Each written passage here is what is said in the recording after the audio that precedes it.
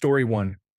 Spotify has been the go-to for me, but I've been pretty annoyed lately as I feel my algorithm traps me in weird music boxes. I'll listen to my Made For You playlist and be bored to tears. Then my friend will put on music and I'm spellbound. Maybe it's me though, I don't know. Story 2. YouTube Premium. I've tried the others and really don't like any of them. I keep YouTube Premium for the videos. Music is included in the price. When I make a playlist, I don't want the system to offer me songs I don't want. It just annoys me. I made the playlist, play the music, and don't attempt to overthink it. Story 3. To browse new music, I use YouTube with an ad blocker. Seems like everything is there, including full albums.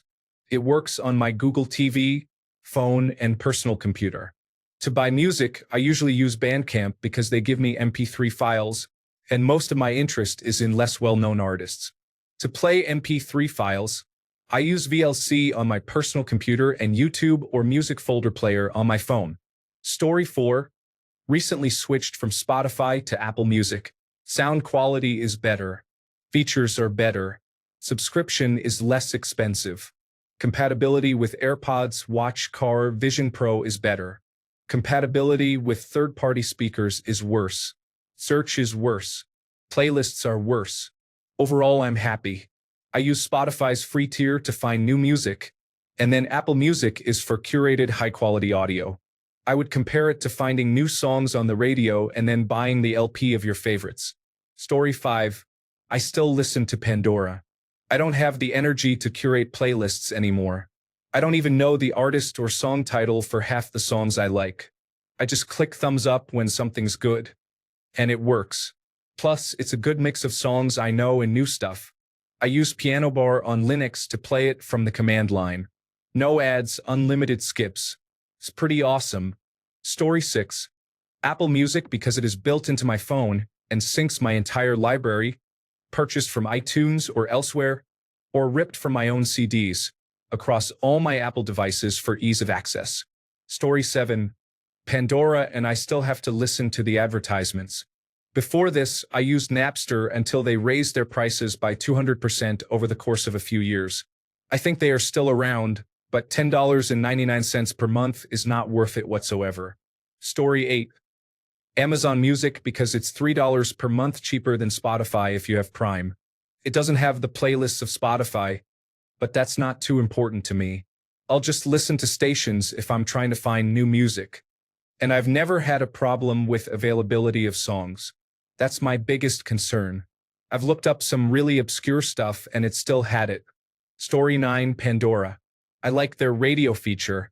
I've tried Spotify and found it is not good unless you know exactly what you want to listen to. With Pandora, I can just create a station based on a song, artist, or genre, and it will play songs related to whatever I start the station with. Then, with the thumbs up or down feature, I can further refine the station by removing songs I don't like and never want to listen to again, or indicate songs I really like and want more similar to. Story 10. I used to use Google Play Music, which had the best radio and browsing functions I've used yet, and it allowed you to upload your own music. When they shut it down, I tried to use YouTube Music but couldn't deal with all the poor quality uploads it used in radio plus search, and my uploads library was nearly impossible to use easily. So I went to Tidal, then Spotify, then Qobuz. When I finally got sick of them, I just made a Plex server with all my old music and stuff from Redacted. Now I don't really use the Plex server that much because I bought a 2TB iPod, which holds most of my music, and I don't have to deal with subscriptions, ads, or loading. But I keep it around just in case. It's cheap enough. Story 11. Spotify because it's convenient. I buy physical albums from my favorite artists though, since learning that Spotify might as well not pay artists at all. Story 12. Pandora. I can switch channels when I don't like a song or an advertisement comes on. On Spotify, I have to close and reopen the application, which doesn't always work, though the algorithm seems better. Story 13. I used YouTube Music, but I would get tracks of random amateur acts if I let YouTube create playlists. I'm not talking about unsigned bands or indie artists, but literally just stuff random people recorded, probably at home, and uploaded to YouTube. Since I mostly listen to what the algorithm feeds me, it got annoying. Story 14. Apple Music because it is included with my phone contract. I know I am still paying for it ultimately, but an equivalent plan without Apple Music is only £5 cheaper and a subscription on its own is £11 a month, so I still see it as worthwhile. I also like Apple Music quite a lot. One small but nice difference from Spotify is that you get top 15 rather than top 5 lists for end-of-year stats. I have also been trying out their classical music app, and it seems like a nice addition. Story 15. I'm not boring because I don't use Spotify. Instead, I use Deezer because my dad runs a family profile account on it, but he's considering switching to Spotify Premium because it's getting too expensive. Story 16. Currently, I use Pandora. I bounced around for a while. Way back in the day, I used services like Rhapsody and Napster to go, which wasn't the peer-to-peer Napster. It was a streaming service that apparently bought the name. This was in the very early days. I think it was even before the iPhone. This was on my old Palm Trio. It did streaming music on desktop, and I could download music to my phone with a time-limited license. Eventually, those services went under, and I went back to just listening to the regular radio because this was the era when phones still had radio transceivers in them. When my favorite radio station went under, I used Spotify for a while because I could build playlists for other people using it. Then I switched to Google Play Music before YouTube Music because it was bundled with YouTube Red, now YouTube Premium, which I never got around to signing up for but always planned to. I eventually got fed up with them because they were trying to get everyone to switch over to YouTube Music by running ads that weren't genre synced. I get a 30-second snippet of R&B on my electronica station or some random pop in the middle of my metal. Pandora had a deal for $5 per month for just the radio portion, no playlists, but no ads and unlimited skips. Since that's most of what I use it for anyway, I figured I'd give it a shot. Story 17. Apple Music for when I want to hear specific stuff. Best catalog, great sound quality, synced easily across all the Apple devices. Pandora for when I have a genre or vibe in mind but don't want to pick something specific, great way to discover music. 2. Story 18. iPod. My own server. CDs. Screw paying any more for music. I've paid for it multiple times over. Upgrading vinyl to cassettes. Cassettes to CDs. Even if you use the free versions of platforms, you're paying by paying your mobile provider. Story 19. YouTube Music. It has all the features that the others do, plus things that you can't get with them. Decent features and all that too. I had 3 paid subscriptions and YouTube quickly became my favorite. Story 20. Wife pays for Spotify. I pay for Apple Music. She had Spotify before we started dating, and I had Apple Music before because I wanted to have my full, totally legally downloaded library on my phone. Then she added me to her plan because why not? Story 21. Spotify because I'm just used to it after 15 years, and all my playlists are on it. I used Tidal for a bit, but didn't like that it wasn't supported on some devices. Story 22. I have been using YouTube Premium for the past 4 or 5 years. For me, it is super convenient. I watch a lot of videos and listen to a lot of music, and the option to be able to access them offline is something I could not live without. I like it. Story 23. YouTube Music because it's easy to use with Firefox and ad blocker on mobile, and I can also put any YouTube video in my library.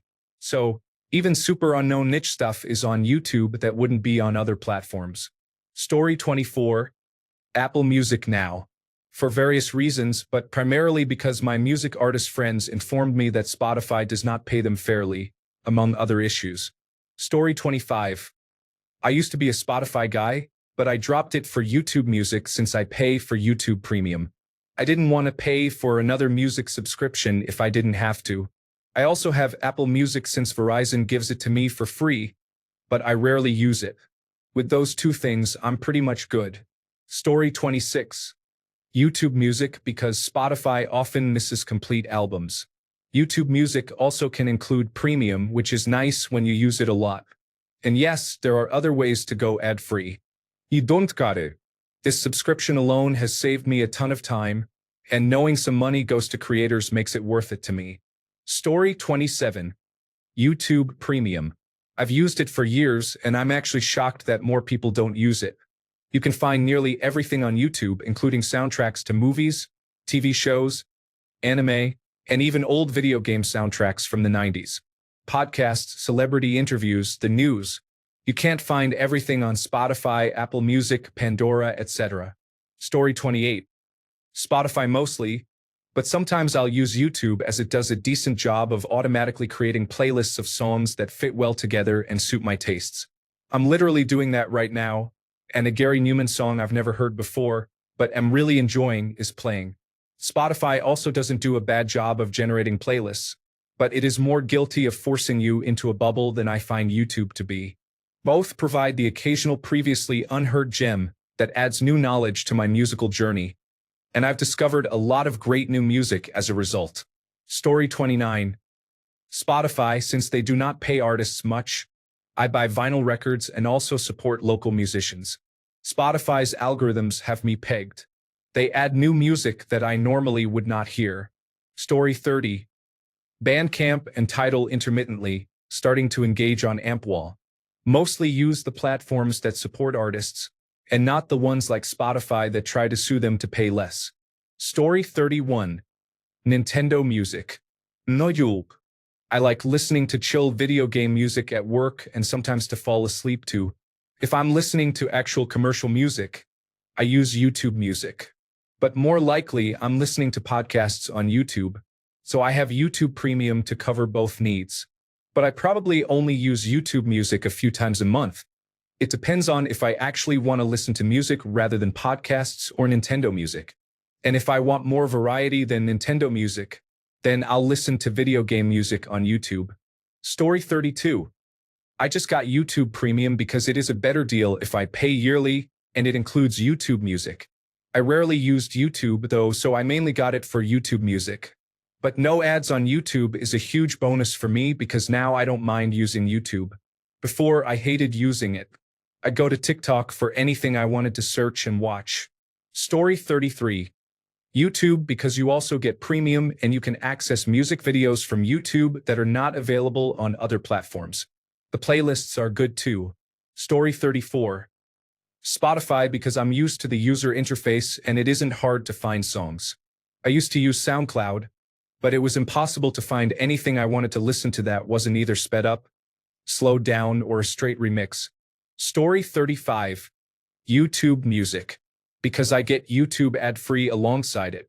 I used to use YouTube Advanced, but that stopped working, and I couldn't be bothered to look for an alternative and keep having to go through the process of setting these things up on my phone. YouTube Music also allows me to listen to many podcasts and music that are not official, like the mix of 2 tracks from the Mission Impossible Fallout soundtrack. Story 36. I originally used Musi, but I ended up caving and finally buying Spotify Premium a few months ago. To be honest, Premium is expensive, and I'm slightly begrudging paying for it every month.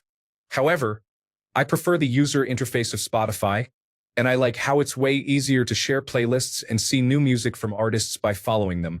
Story 37. Spotify because I'm a college student and they partnered up with Hulu to give college students a pretty big discount. $4.99 per month for both. Granted, it's Hulu with ads, but still. Story 38. Spotify because it's convenient, SoundCloud because it has more range, demos for example. Bandcamp for small artists I want to directly support financially. Story 39. Apple Music. I have had an iPod since 2006 or 2007. I have playlists stretching back all those years that I still use regularly. I don't want to try and remake them on another platform. Story 40. I use Fubar 2000 to play my music from my personal computer. I can't use Spotify because they don't have half of the music I like to listen to, and the half they do have aren't the versions I most want to hear. I use a dedicated music player when traveling. It can play free lossless audio codec tracks. Story 41. I'm from Russia, and we have our own version of Spotify and Apple Music from Yandex. It's called Yandex Music. It is very good and multi-platform. I use the app on iOS, Android, and Windows. I like it all. There is a problem with the fact that some foreign tracks were removed from the library due to sanctions difficulties. But in general, my favorites, Roy Jones and 50 Cent, whose tracks I like to work out to in the gym while jump roping, are there. I subscribed through various unofficial methods, and it costs me about $1 for 3 months. Story 42. Qobuz and Spotify. And yes, I definitely hear a difference between the two as I only listen via headphones. As my ears get older, I imagine I will settle on one platform eventually. Story 43. Platform? I'm not sure I understand. I listen to music on my personal computer with MusicBee. I've purchased and also pirated lots of music over the years. I usually purchase on Bandcamp. I don't rent music. I have the files on my personal computer, and I listen to them without internet or ads. Story 44. iTunes with about 1,000 RIP CDs that I'm still stuck with, no streaming, ever. I want my music to be accessible anytime, not just when I have a data connection, so an iPhone with 200 gigabytes of quality MP3 files. I know it's an oxymoron. Story 45. I still primarily use my MP3 player, a Walkman, ironically, because I still prefer buying CDs and burning them to my computer. I also sometimes use Tidal if I want to listen to songs I usually don't have on rotation or if I'm discovering new artists. Story 46. YouTube Music because it includes YouTube Premium, which means I don't get ads in the middle of the videos I'm watching. Sponsored ad reads by the creator obviously are still there, but easy to skip through. Story 47. My own Plex server and Plex amp. Lifetime Plex Pass. I still do occasionally use YouTube Music free, but that's only because my Google Play Music library rolled into that. It's still an okay resource to upload my files for cloud storage and playback, but I hate what Google did to it. I'm in my 40s and still have my CDs from my youth, 1990 onward. I built and carefully curated an MP3 library, folders, tags, artwork, for the past 25 years and moved to FLAC RIPs as well. I'm not going to abandon the continued addition and maintenance of that library for a subscription service. If I stop doing that, after a few years, I'll be stuck with the subscription for lack of anything else to fall back on. Yes, I still occasionally listen on YouTube Music or Amazon Music and deal with ads for some new stuff, but I generally buy CDs or MP3s online from Amazon or Bandcamp.